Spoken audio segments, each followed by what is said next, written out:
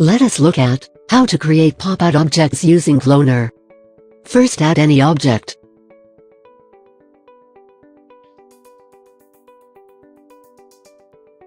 Then add Cloner.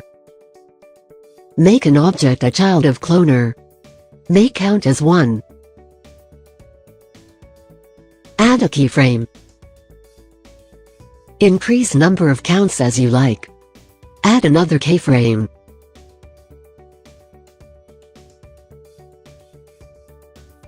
Change the values of X, Y, Z.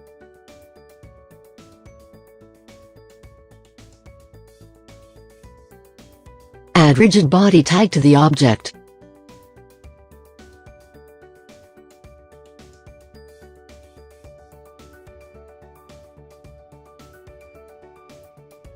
Increase the follow position.